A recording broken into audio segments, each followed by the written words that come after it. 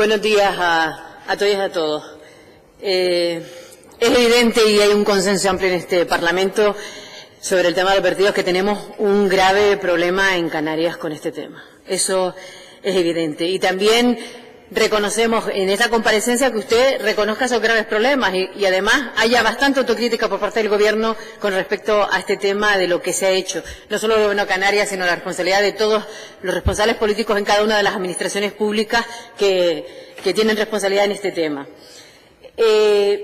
Usted ha informado al principio, decía claramente algunos aspectos importantes a la hora de discutir este tema de vertido.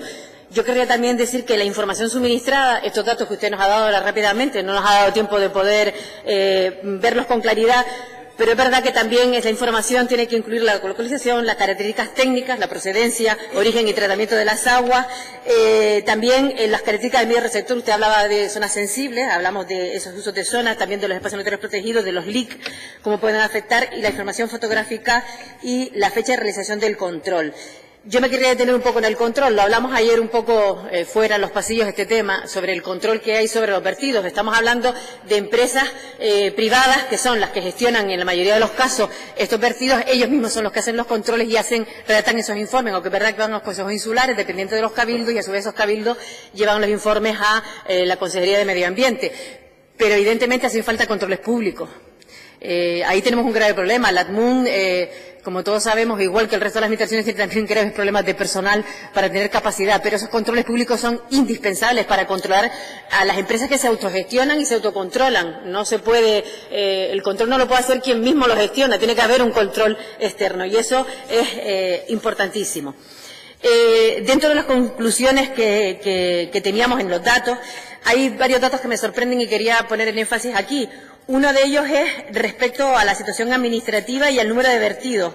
Con los datos que teníamos del 2008, que son los que podíamos acceder, teníamos que algo más del 20% no disponían de la autorización, y eran 107. Usted me habla ahora de que los que están autorizados son 169, si yo no he cogido mal los datos. Y que en los datos del 2008, aproximadamente el 74%, que en este caso eran 378 vertidos, no tenían la autorización correspondiente. Ahora estamos en un 66, según usted, pero nos habla de 246. Esto significa que tenemos una reducción de vertidos, cosa que nos sorprende muchísimo. Es decir, de 107 más 378 pasamos a 246 en total vertidos que dice usted que tenemos ahora mismo. Nos gustaría que nos aclarara este dato, porque la verdad es que nos sorprende que se hayan reducido en tanto tamaño los vertidos cuando creemos que es al contrario, que se ha incrementado la población en estos últimos años y además toda la población flotante, con lo cual tenemos más cantidad de residuos líquidos, en este caso de vertidos. Después hay también alguna serie de contrastes con respecto a lo que censos que habían del 2001 a los del 2008. Un aumento en el origen de vertidos urbanos, no sé si esta tónica se sigue produciendo esta vez. Una leve disminución de vertidos industriales, no sabemos qué ha sucedido con estos últimos datos.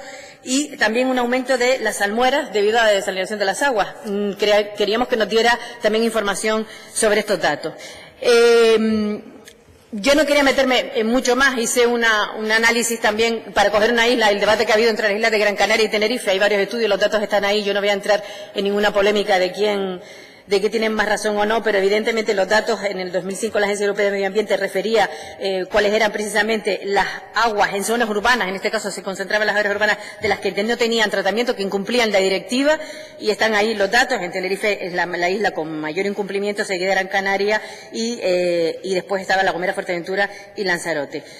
En cualquier caso, sí me gustaría más centrar el debate en algo que entendemos que debemos ir caminando. Porque cuando al final hablamos de esos sistemas, de cuáles son la naturaleza de los vertidos o los sistemas de vertidos, es importante decir que, por ejemplo, en esa comparativa que hice de una isla en concreto, cogí los datos de Lanzarote en concreto, me sorprendían algunos datos, y era que, sobre todo, la mayoría de las emisiones en caso en esta isla, con datos de 2008, solamente estaban autorizados el 10% de los vertidos, que eran 70. Usted creo que habla ahora de que tenemos 30 y algo vertidos, que también se disminuye enormemente en Lanzarote. Me sorprende. Pero bueno, los que están en 2008 son 70 vertidos, de los cuales un 10% no estaban autorizados. Residuos urbanos son 35, de los tantos que estaban, los autorizados correspondían a un 11%. Y otra cosa que me sorprendía son los emisarios submarinos, que en el caso de Lanzarote solo suponen un 5%, de los cuales además el 50% no estaban autorizados. Y digo los emisarios submarinos porque son aquellos que la ley dice que tienen que estar a más de 500 metros de la litoral, es decir, lo mínimo que debe estar un emisario para vertir hacia el mar son 500 metros, cosa que no sucede en el resto de sistemas de vertido, con lo cual quizás sería el que más deberíamos tener en Canarias para que precisamente no esté, la contaminación precisamente no llegue a no se quede en nuestras playas, porque ahora hablaré de otros temas que en este caso, hablando del profesor Cisneros, que es un profesor de contaminación marina, claramente nos indica cuál es la situación de Canarias, cómo se contamina mucho más en Canarias que en el continente, precisamente porque las corrientes atlánticas forman un anillo entre las islas que no permite que se diluyan las aguas, con lo cual esa situación que tenemos, ese anillo alrededor de las islas que mantiene esas concentraciones mayores de los vertidos que se hagan en Canarias, si están incontrolados, si no están autorizados, si pueden tener daños para la salud pública, que es un tema en el que no vamos a entrar, tendremos ocasión de hablar de ese tema en otra ocasión. Evidentemente es una situación específica en Canarias que tenemos que tener en cuenta a la hora de hacer los vertidos en Canarias. Y después, por supuesto, centrarnos en otro debate importantísimo, que es nuestro sistema de ciclo integral del agua que tenemos en Canarias. Es absurdo que estemos cogiendo agua de mar para producir agua dulce y que por otro lado tengamos agua dulce que estamos vertiendo al mar otra vez. Tenemos que revertir qué sistema de ciclo de agua integral queremos en Canarias. Si realmente ese agua no tiene que ir al mar, tenemos que reutilizarla, ser capaces de conseguir un sistema en el cual tengamos una depuración que nos permita reutilizar esa agua. Además, con situaciones locales, usted hablaba de todas las administraciones responsables, evidentemente tiene que haber una mayor coordinación y, por supuesto, no sé en qué momento tendremos que abrir ese debate de dónde tienen que estar las competencias y quiénes tienen que ser los responsables, porque el problema de esto es que se diluyen las responsabilidades y al final estamos en la batalla de prensa que hemos visto estos días, todo el mundo se echa la pelota unos a otros y quién es el responsable y quién es el que tiene más culpa. La culpa, evidentemente, es de todos, porque todos tienen una responsabilidad y quien le corresponde controlar tendrá que velar porque cumpla el que tiene la responsabilidad de la gestión. Por tanto, es un problema de todos y un problema en que todos tienen que implicarse. Y como decía... señora Monzón.